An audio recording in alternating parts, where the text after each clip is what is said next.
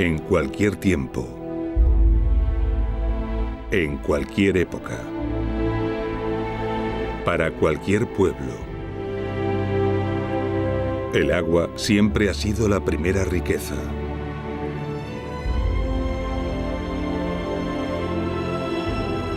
Y Roma no fue una excepción. Los romanos llevaron esta idea a tal nivel que se obstinaron en que sus ciudades dispusieran del agua más abundante y pura posible.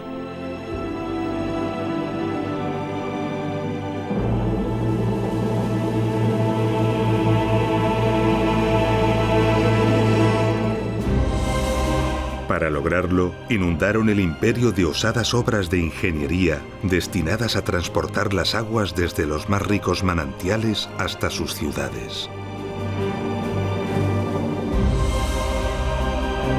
Obras sobrecogedoras, inigualadas hasta nuestros días y que muchas de ellas, a pesar de los siglos, aún perduran.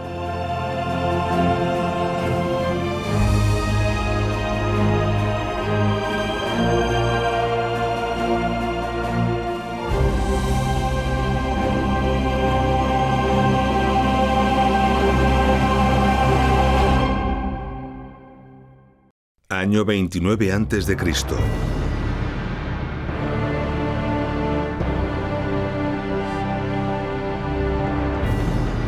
El emperador Augusto queda dueño absoluto del mundo romano. Augusto emprende la gran tarea de reorganizar el imperio que ahora tenía bajo su control. Dentro de su estrategia de reestructuración del territorio, Augusto decide el establecimiento de la colonia Nemausus como gran ciudad de la provincia narbonense. Nemausus iba a ser una importante ciudad, una ciudad con una población estimada de 60.000 habitantes.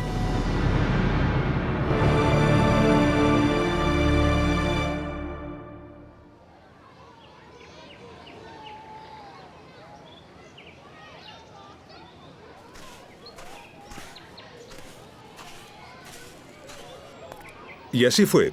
Nemausus fue una gran ciudad. Los restos que han perdurado y que podemos contemplar en la actual Nimes no dejan lugar a dudas.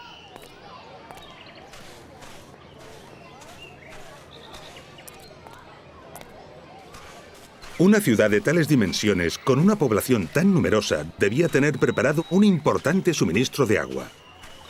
Los romanos conocían la existencia de un manantial en el mismo emplazamiento que deseaban para la ciudad. Un manantial considerado sagrado por los celtas y que en la actualidad todavía alimenta los canales de este parque. Sin duda, uno de los parques públicos más antiguos de Europa.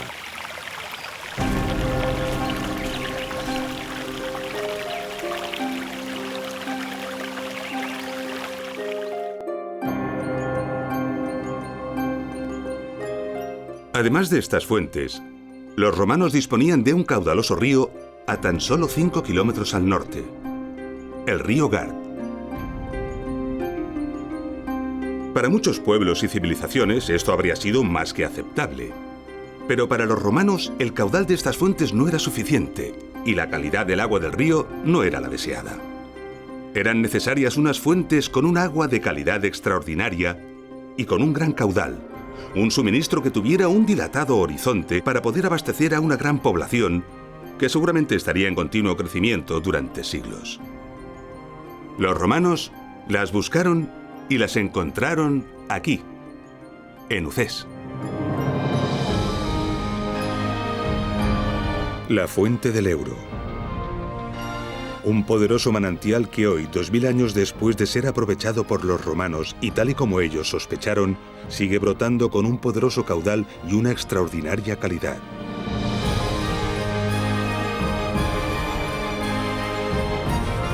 La fuente del Euro provoca y mantiene un paisaje soberbio que sobrecoge. Desde hace cientos de años, miles de personas vienen a disfrutar de este extraordinario lugar.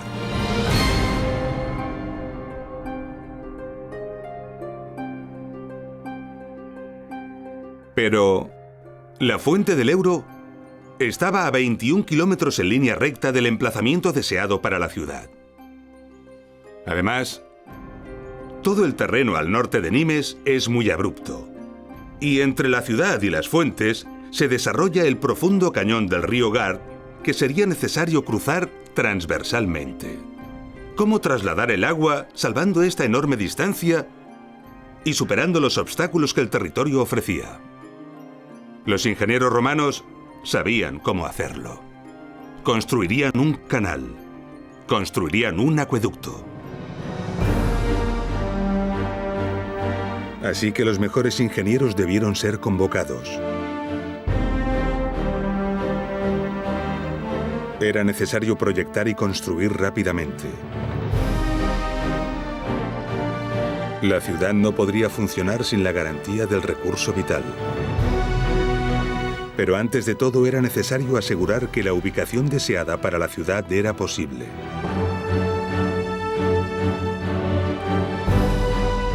Todos los ingenieros responsables de la construcción de la ciudad esperaban con impaciencia la confirmación de la validez de la ubicación. Y en caso de que esta no fuera posible, disponer de una propuesta alternativa. Los ingenieros romanos conocían perfectamente sistemas de elevación y de bombeo del agua para vencer a la gravedad. Sin embargo, en un acueducto de estas características, este sistema era completamente impensable. Los ingenieros sabían que era mucho más inteligente aprovecharse de la fuerza de la gravedad que enfrentarse a ella. De esta forma, la cota de la ciudad debía ser mucho más baja que la de las fuentes. Una cota que iba a venir determinada por las distancias y por la pendiente escogida. Con los avanzados conocimientos que tenían en la construcción de canales, los ingenieros romanos sabían que una pendiente escasa ocasionaba un escaso caudal y la acumulación de sedimentos que terminarían por obstruir el acueducto.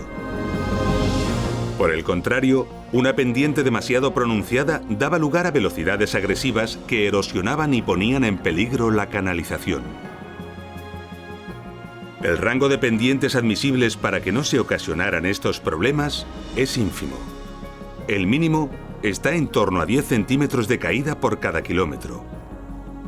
Y el máximo no debe superar los 50 centímetros. El acueducto debía ajustarse a esta norma. Esto requiere una precisión topográfica admirable y presenta una dificultad extraordinaria. Con estos datos se obtiene rápidamente la pendiente y la distancia. La ciudad debería situarse en la cota 54,8 metros sobre el nivel del mar, o sea, a 4,2 metros por debajo de la cota de la fuente. Pero la distancia en línea recta y el desnivel total no se consideran. Construir un acueducto en línea recta supondría la construcción de decenas de kilómetros de túneles y arquerías para atravesar montañas y salvar valles. Algo inimaginable. Para evitarlo, es necesario adaptarse al terreno. Esto incrementa considerablemente la longitud. Y a medida que la longitud del canal aumenta, la cota de llegada será inferior. Pero, ¿cómo adaptarse al terreno? ¿Qué camino escoger?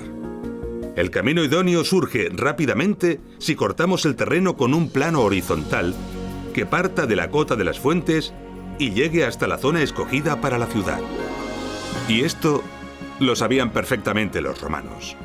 Esta línea de intersección con el terreno supone el recorrido ideal y natural. Pero surgen irremediablemente dificultades que deben ser salvadas y atajos deseables para abaratar y facilitar la obra. A veces escogiendo recorridos alternativos, a veces acortándolos con túneles, otras veces construyendo arquerías. Todo esto se debía tener en cuenta, respetando en todo momento los límites tan precisos en la pendiente, para finalmente obtener el preciado dato de la cota a la que llegaría el agua.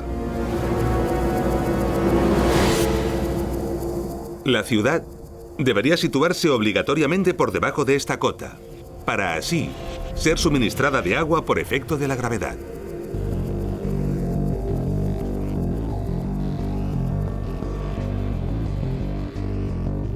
Pero, ¿cómo podían calcular esto los romanos en un abrupto territorio de tantos kilómetros cuadrados? Esto es toda una proeza. ¿Cómo lo lograron? Sabemos que fue imprescindible levantar un mapa preciso.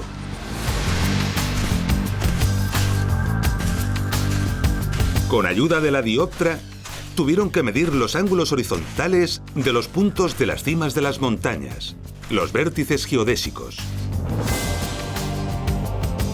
Los topógrafos romanos debieron señalizar las cimas de las montañas y otros elementos relevantes del territorio que deseaban medir.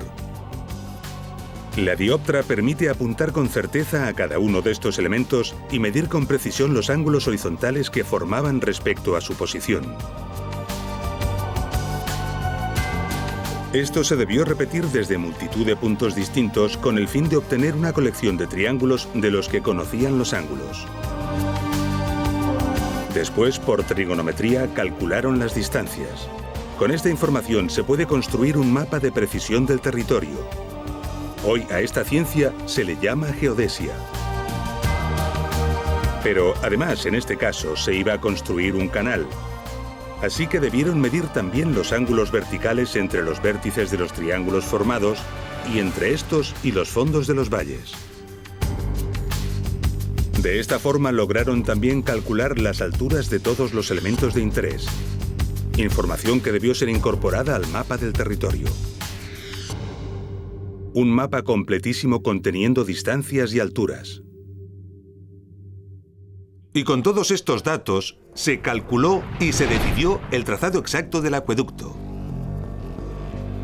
Los terrenos que atravesaría en cada tramo, la mejor solución técnica para cada caso, los esfuerzos constructivos, los túneles que serían necesarios, las arquerías que deberían construirse. En definitiva, se podía medir y valorar la obra. Y se podía averiguar el dato que los ingenieros encargados de construir la ciudad tanto necesitaban: la posición adecuada donde levantar la ciudad. El abastecimiento estaba asegurado y podía enviarse la noticia a Augusto de que su fundación era posible y acertada.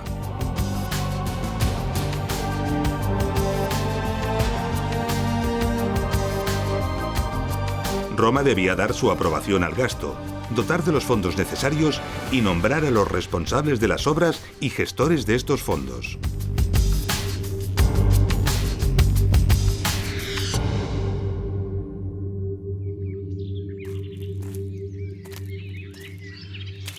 La precisión necesaria para definir el trazado de un acueducto como el de Nimes deja atónitos a los ingenieros modernos. Pero definir el trazado es solo el principio. Construir las canalizaciones, levantar las arquerías, perforar los túneles, exige a los ingenieros romanos una gran cantidad de conocimientos, técnicas constructivas y experiencia.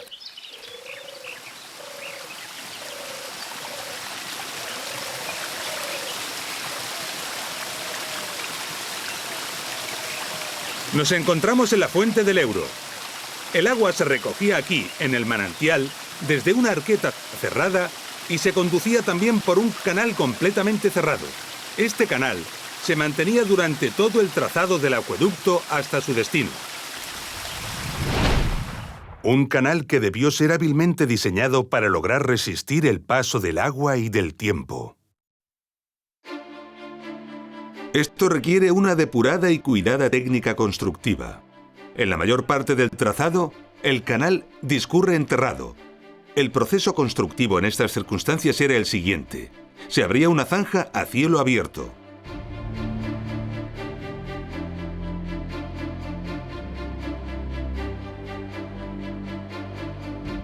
En esta zanja se colocaba una solera de piedras gruesas y sobre ella una solera de opus caementicium, el famoso hormigón romano. Después, se levantaban encofrados de madera para alzar los muros laterales con pequeños sillares y argamasa.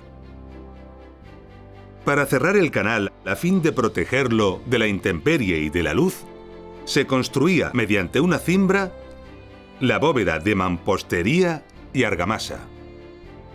El canal era impermeabilizado mediante un mortero especial. Y finalmente, el conjunto se cubría con tierra.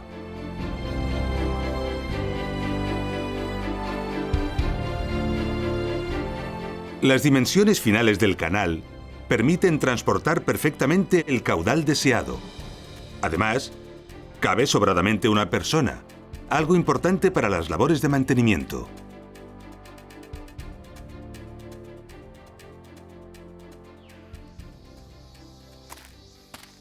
Aquí, en Ucés, tenemos uno de los restos del canal, seccionado, que nos delata perfectamente todos los aspectos de la técnica constructiva.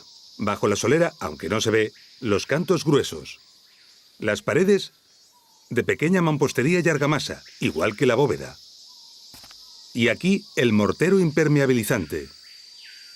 La impermeabilización del acueducto era muy importante, porque las fugas de agua no solamente provocaban pérdidas de caudal, sino que además podían descalzar y dañar gravemente la obra.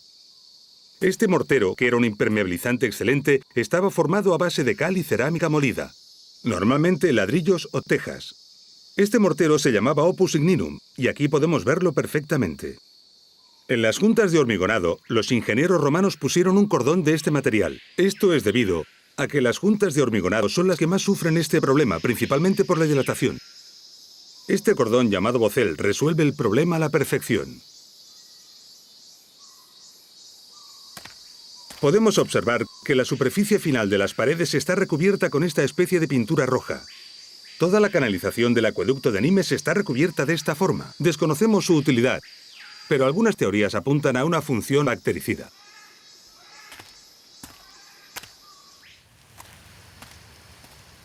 A poca distancia del punto de captación, encontramos algo curioso que interrumpe la forma habitual del canal.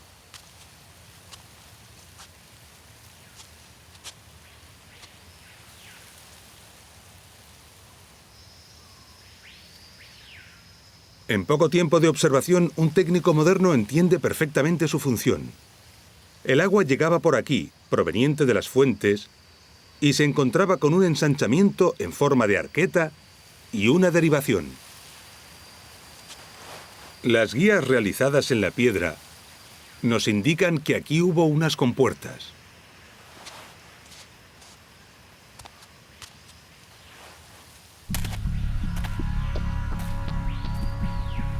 Inmediatamente comprendemos que si cerramos esta compuerta y abrimos esta otra, el agua se desviará dejando al acueducto sin caudal.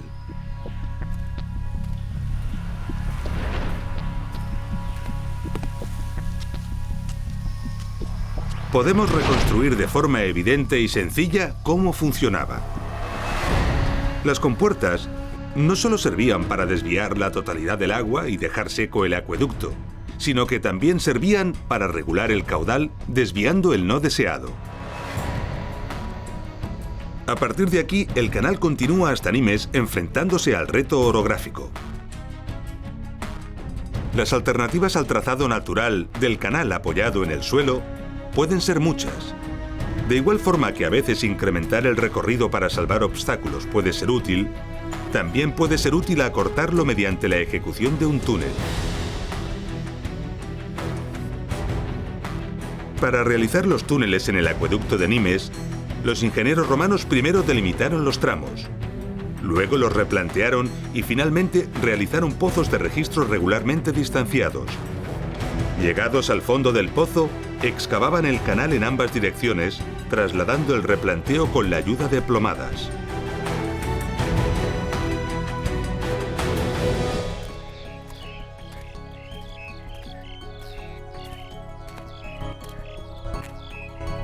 Estamos ante los restos de uno de los túneles del acueducto de Nimes. Y aquí estaba el canal cubierto, pero ya está destruido.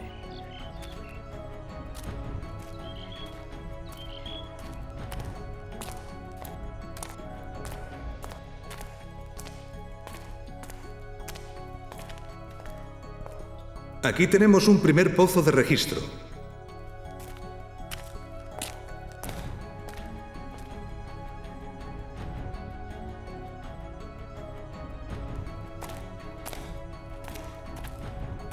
Y en este punto apreciamos perfectamente cómo a partir de los pozos de registro, la excavación se realizaba mediante la técnica de destroza para abrirse paso y extraer la roca.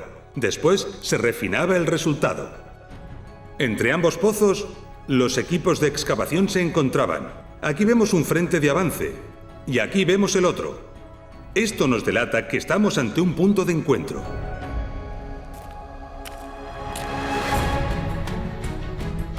Todo esto debió realizarse sobre todo cuidando el nivel del suelo, que es la clave del éxito del canal.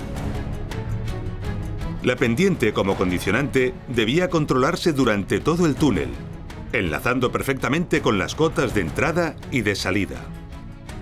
Para lograrlo fue necesaria la comprobación insistente y cuidadosa de los niveles, empleando especialmente el nivel de agua.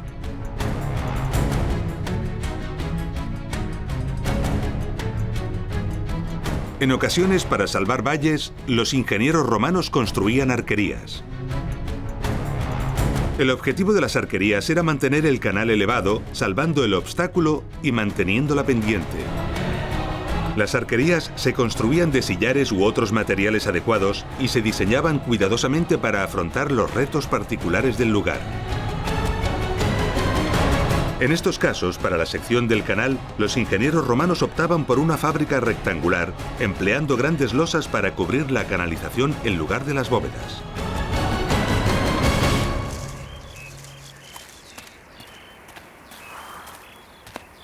En las partes agrestes, por donde cruzaba el trazado del acueducto de Nimes, podemos ver algunas de las arquerías que fueron necesarias para cruzar algunos de estos barrancos.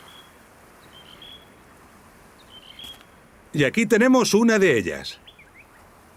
Y podemos ver que esta arquería está construida de pequeña mampostería rellena de hormigón, gracias a que hoy el puente está roto. Como curiosidad, podemos ver que este puente tuvo serios problemas en época romana. En el paramento se aprecia claramente que tuvo filtraciones. Y por ello tuvo que ser reforzado con este nuevo muro exterior.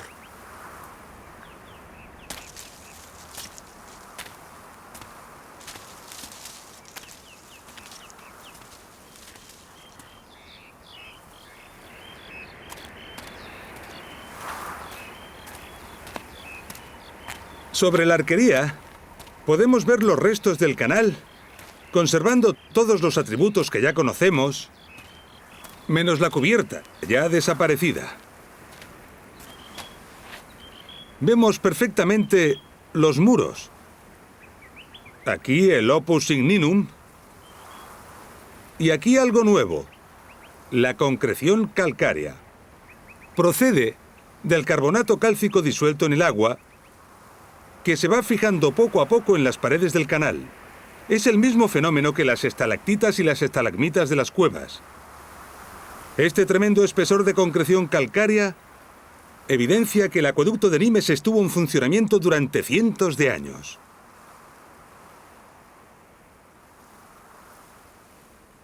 Sobrecoge contemplar estas imágenes en las que podemos observar al acueducto de Nimes, cómo a pesar de estar abandonado desde hace casi 2000 años y sometido a la agresión inexorable del tiempo, se resiste a morir. Con todo lo visto, quizá podamos comprender ahora la magnitud de este colosal proyecto. El acueducto de Nimes tiene un impresionante recorrido de 52 kilómetros. Para salvar los obstáculos, se debieron construir más de 2.600 metros de canalización sobre arquerías. Para ello, se construyeron al menos 13 arquerías de diversas características y dimensiones. Y se realizaron más de 500 metros de túneles, todos ellos con sus correspondientes pozos de registro. Una obra colosal que, a buen seguro, fue ejecutada en pocos años.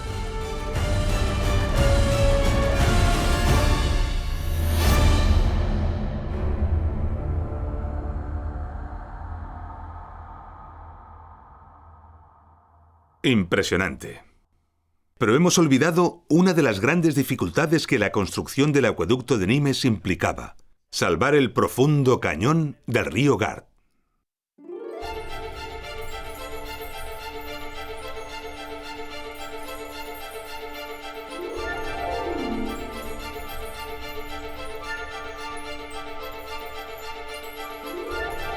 El trazado debió ser calculado para escoger el lugar más adecuado. A pesar de ello, el reto era imponente.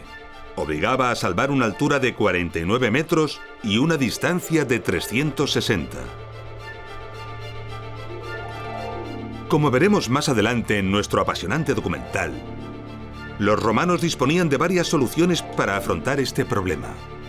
Sin embargo, en Nimes optaron por la más osada y al mismo tiempo la más bella.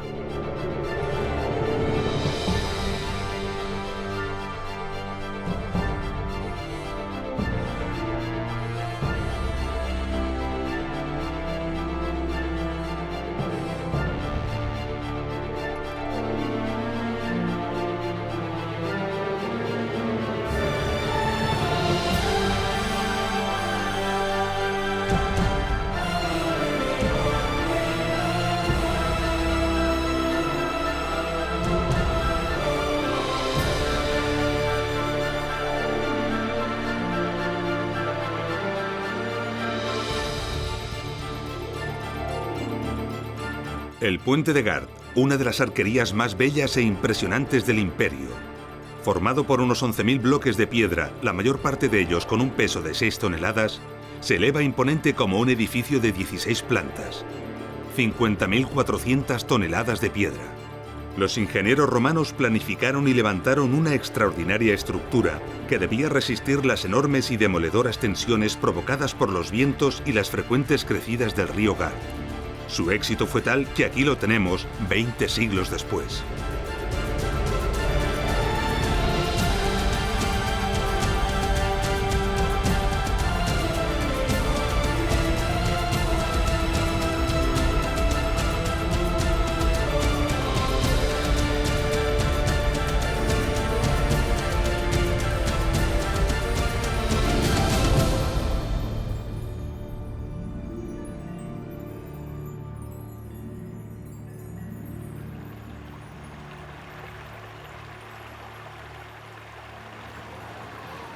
Aquí arriba, a 50 metros sobre el río Gard, las vistas son imponentes. Podemos observar los cientos de visitantes que a diario vienen a contemplar esta maravilla.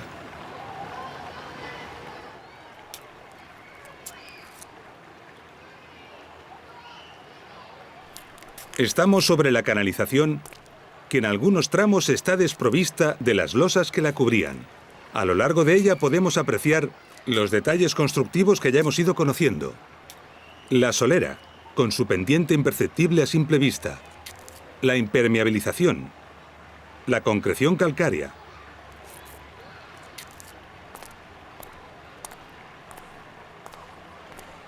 Este es un buen sitio donde podemos apreciar la capa de pintura roja que cubría el mortero de impermeabilización. Y unos pasos más adelante, en el borde inferior, podemos ver el bocel.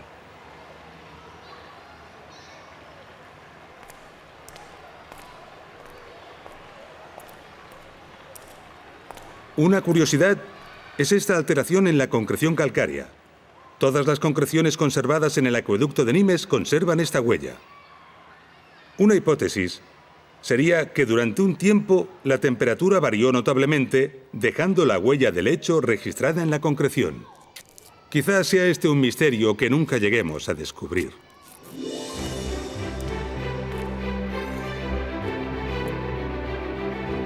Y así, el acueducto de Nimes, tras 52 kilómetros de recorrido, salvando todos los obstáculos y manteniendo la delicada pendiente, alcanza la cota requerida.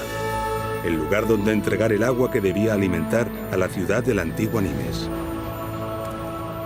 Esta cota está aquí, en la calle del Alampés de la actual Nimes.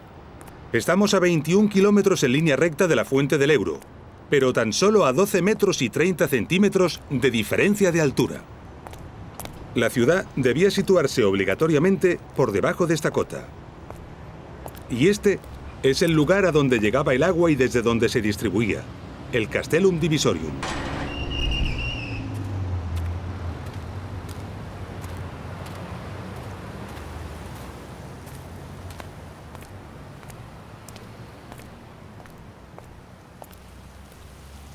El agua entraba por aquí, con un caudal de casi 36 millones de litros diarios.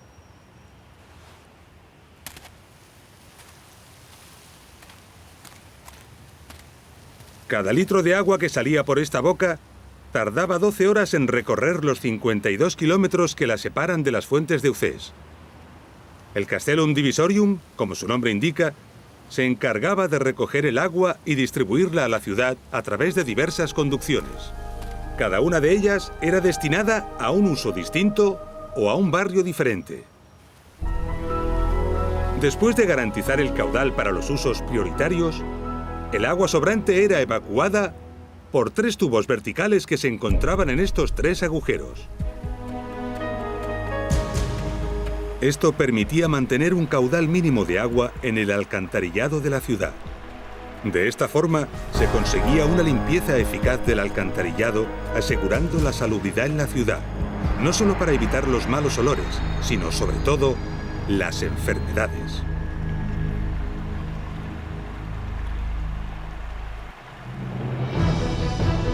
El acueducto de Nimes es uno de los muchos acueductos que el Imperio Romano construyó para garantizar el suministro vital a sus ciudades. El extenso territorio que abarcaba el Imperio Romano está lleno de maravillosos ejemplos. Cada uno de ellos es una prodigiosa solución técnica a un cúmulo de retos y problemas.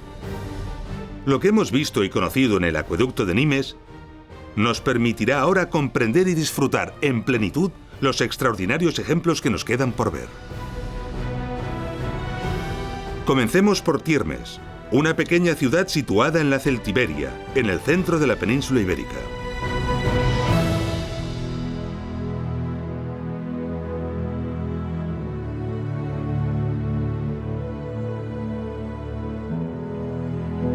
Tiermes está enclavada en un territorio a gran altitud y con un clima continental extremo.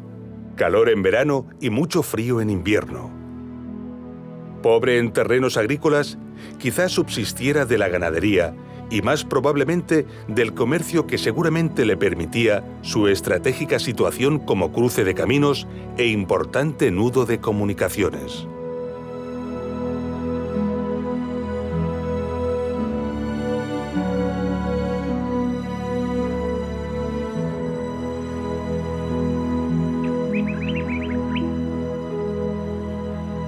Tiermes siempre fue una ciudad modesta. El único lugar público que se conoce de espectáculos es una explanada frente a este graderío. Como puede verse, está burdamente tallado en la roca y tiene una capacidad para apenas unos cientos de personas. Tiermes pudo sobrevivir a su pasado indígena porque a unos 4 kilómetros de distancia, en línea recta hacia el suroeste, al pie de la sierra, existía un manantial de buen caudal y excelente agua fresca.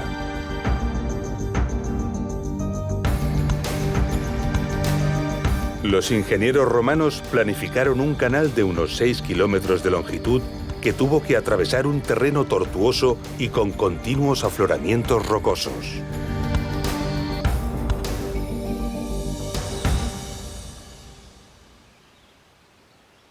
Todo aquí es rupestre. Todo está excavado en la roca o se apoya en ella. Y el acueducto no es una excepción. Gran parte del canal está abierto directamente en la roca viva. Su curiosa forma nos delata que estaba cubierto por losas o más probablemente tablones de madera.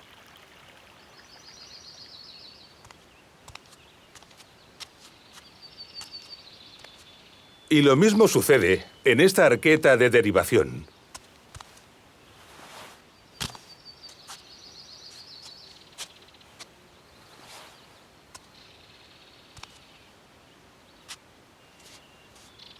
Podemos ver que incluso esta pequeña compuerta para derivar el agua o controlar el caudal es de roca.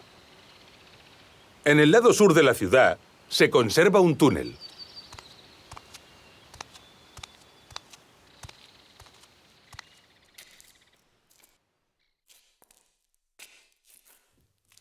Este túnel tiene casi 200 metros de longitud. Como singularidad que solo se ve en pocos casos, observamos que los pozos de registro tienen un rebaje en el fondo que hacía las funciones de arenero. Es decir, un recipiente para recoger los sólidos sedimentados que el agua arrastraba. A este método para separar los sólidos del agua se le llama decantación. Así que estos areneros son pequeños decantadores. Tiermes era una ciudad pequeña y poco importante, pero fue dotada de un acueducto relevante en cuanto a características y esfuerzo constructivo. Esto evidencia la importancia que los romanos daban a disponer en sus ciudades de agua de calidad. Y Tiermes no fue una excepción.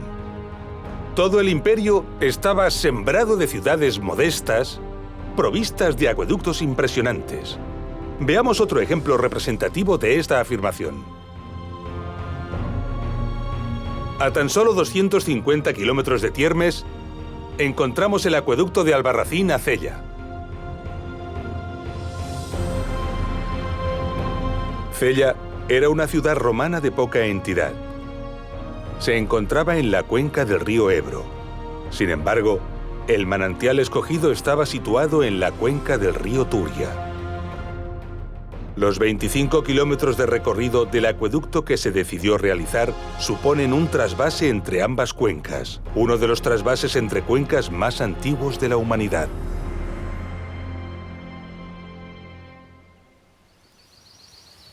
El acueducto de Albarracín es una de las muchas maravillas olvidadas o desconocidas de la antigüedad.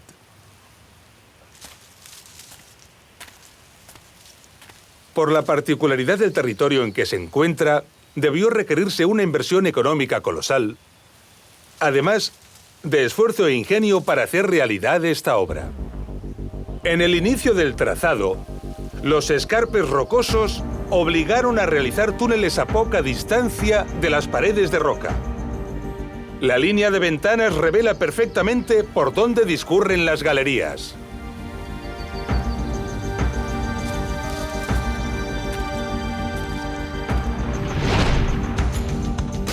La inconsistencia de la roca desaconsejaba realizar un canal en la superficie del escarpe. Ante la dificultad de realizar pozos de registro en estas condiciones, se ejecutaron registros en forma de ventanas, cosa poco frecuente en los acueductos.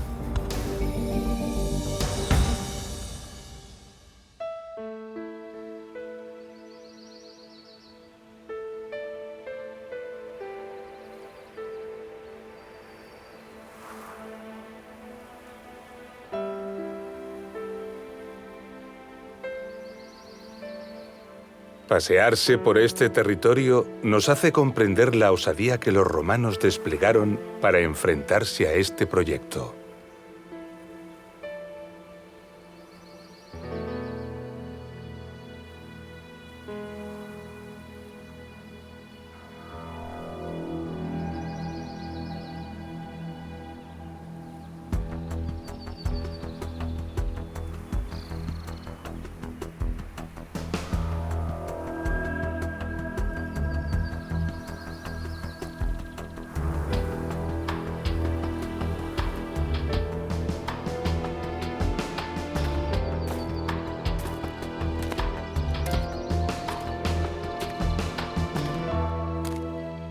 Planificar un trazado tan complejo para abrir los túneles en un terreno tan abrupto y con unas dificultades de acceso tan importantes supone un gran alarde.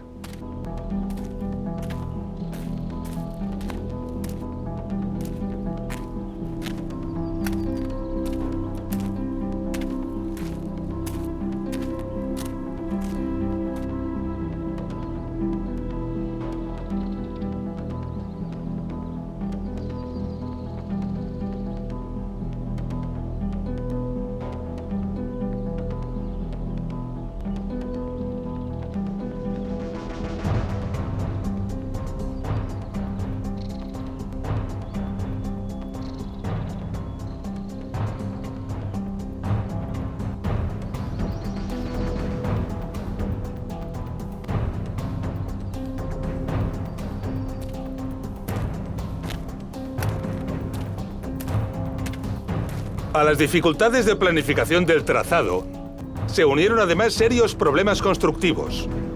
Recordemos que la consistencia de estas rocas es muy mala. podemos ver cómo en la actualidad se han instalado estas mallas para evitar la caída de las rocas.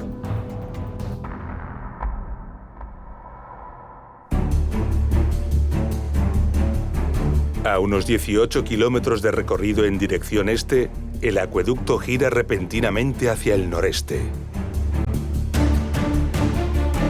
Una gran meseta se interpone hasta su destino. Rodearla no es posible, porque forma la línea de vertientes que separa las cuencas de los ríos Turia y Ebro. Solo hay una solución: perforarla. Pero perforarla suponía un túnel de 5 kilómetros de longitud, a los que habría que añadir sus correspondientes pozos de registro.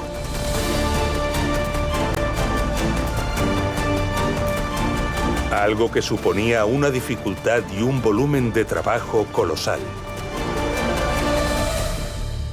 Y aún así, lo hicieron.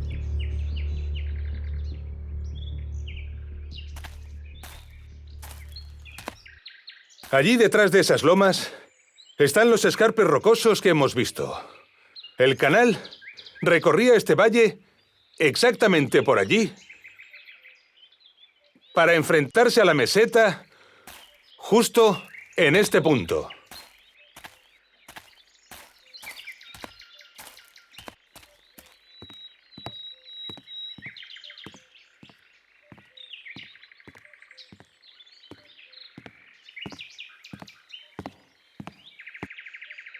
Aquí tenemos un pozo de registro.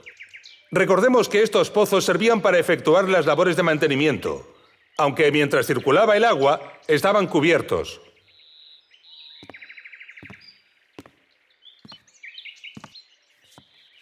Sin embargo, esto no es un pozo de registro. Esto es un aliviadero. Los aliviaderos son unos dispositivos que sirven para evacuar el exceso de agua que podría perjudicar al acueducto.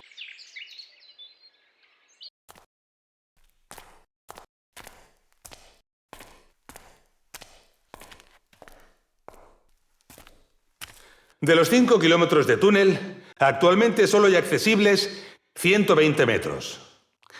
Estos huecos que vemos aquí son muy comunes en todas las galerías y túneles antiguos. Los utilizaban los obreros para poder iluminar el avance de las obras y la propia galería.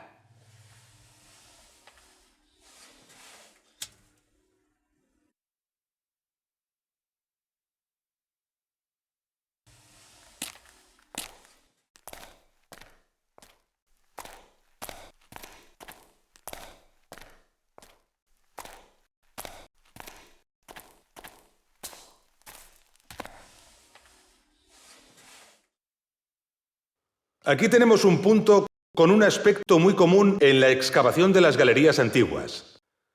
Han abandonado el avance de la excavación porque consideraron que el terreno era muy duro. Seguramente buscaron una zona de fractura natural del terreno para poder facilitarse la labor. Por aquí continúa la galería.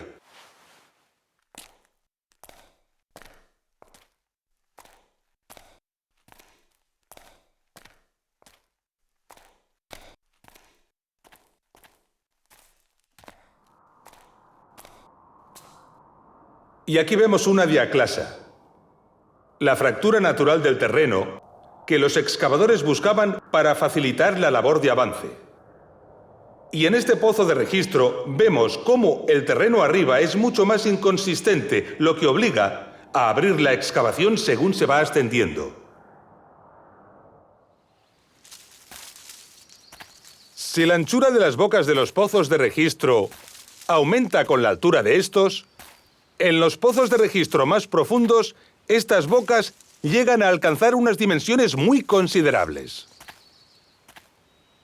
Esta boca, ya cegada, corresponde con un pozo de registro de 60 metros de profundidad. Y aquí cabría un camión.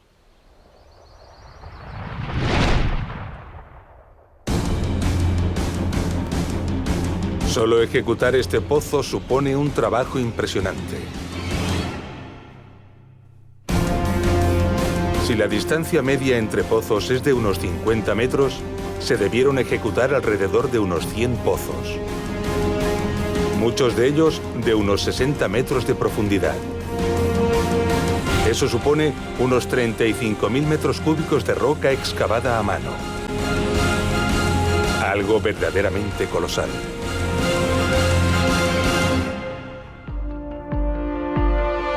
El acueducto de Albarracín-Cella es una de las grandes obras de la antigüedad que actualmente se encuentran prácticamente olvidadas. Una obra que alberga un increíble esfuerzo constructivo digno de ser admirado y considerado. Valoremos ahora la decisión de realizar un trabajo de este calibre para abastecer de agua a una ciudad tan modesta como fue Cella, que además tenía una considerable surgencia de agua junto a ella: el nacimiento del río Jiloca.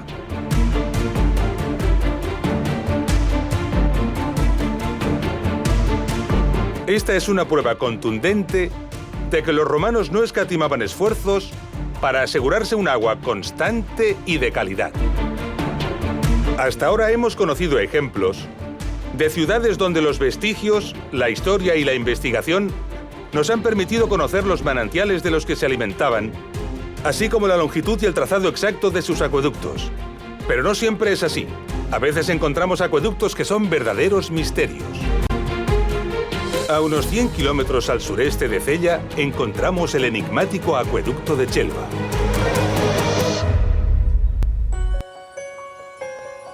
Este acueducto recibe el nombre de este pequeño pueblo de España, que es donde se encuentra la parte conocida del trazado. No ha podido recibir el nombre de la ciudad a la que suministraba porque es algo que en la actualidad se desconoce. Chelva, a pesar de encontrarse en un territorio mediterráneo de escasez de agua, es una ciudad privilegiada en esta cuestión.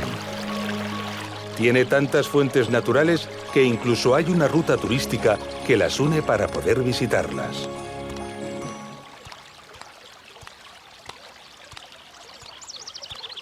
Con toda probabilidad, alguna o varias de estas fuentes fueron aprovechadas por los romanos para alimentar al acueducto. Esta fuente, por la cota en la que se encuentra, es una buena candidata, la llamada Fuente de la Gitana.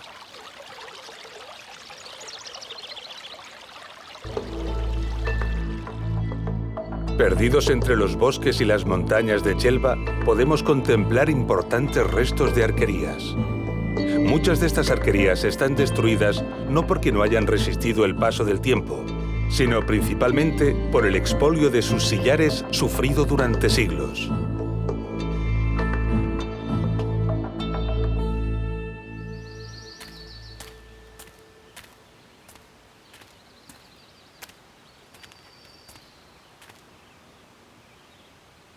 Aquí tenemos, sin embargo, estas arquerías excelentemente conservadas.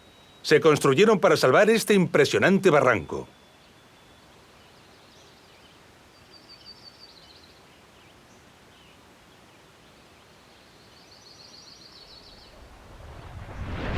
Una vez fuera de uso el acueducto, los cajeros que transportaban el agua fueron destruidos y se utilizó durante siglos para pasar mulos y personas.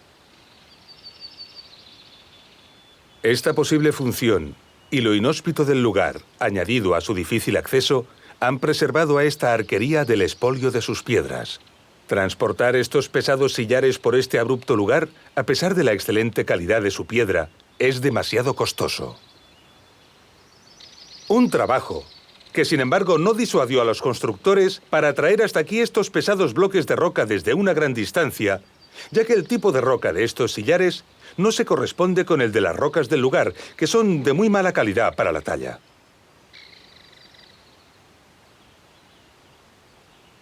Un poco más adelante de este desfiladero, se encontraron con la cresta de esta montaña, y para superarla, podemos ver aquí una interesante solución constructiva.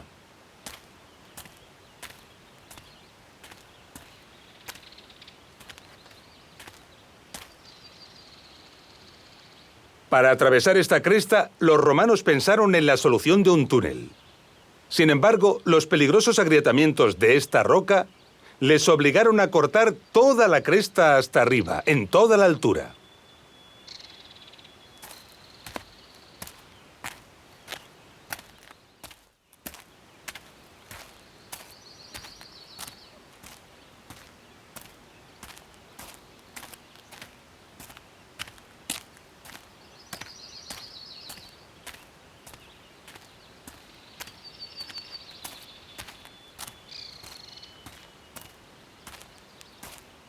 Solo se conservó la solución del túnel en estos pocos metros.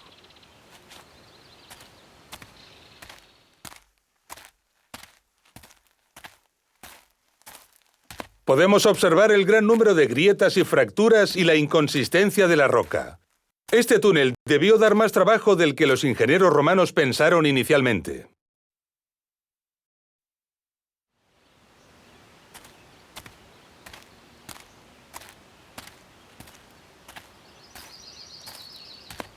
Estas dificultades se evidencian en muchos tramos del acueducto, donde magníficas galerías atajan y perforan las escarpadas laderas.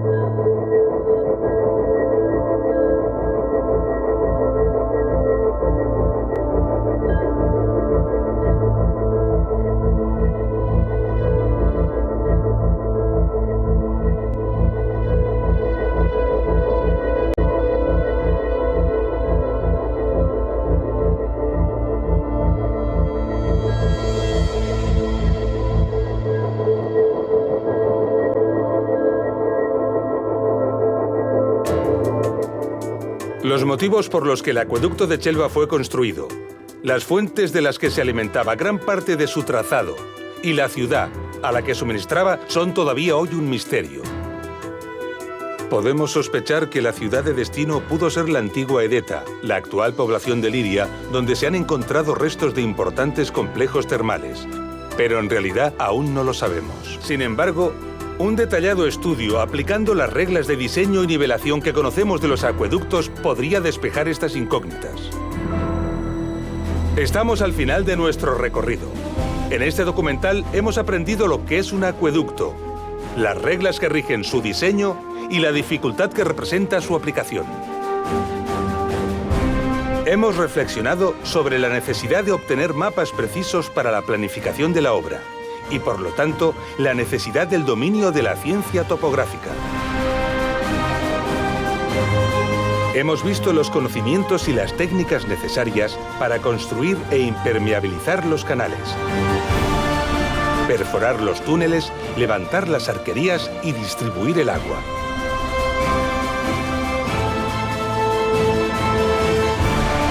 Ha quedado patente que estos esfuerzos respondían a la exigencia de suministrar caudales abundantes de agua de calidad a las ciudades romanas.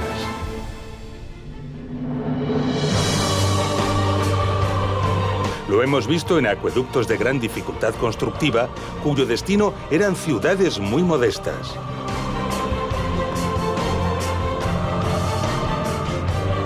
Comprendemos ahora en todo su alcance la frase de Plinio: son las aguas las que hacen la ciudad. Ninguna ciudad era fundada allí donde el agua de un buen manantial no podía llegar. Admirando estas obras y valorando los esfuerzos que en ellas se invirtieron, rendimos merecido homenaje a los ingenieros y constructores romanos. Un ejemplo más del espíritu del ser humano por superarse y dominar los elementos y por su capacidad para esforzarse y alcanzar determinadas metas.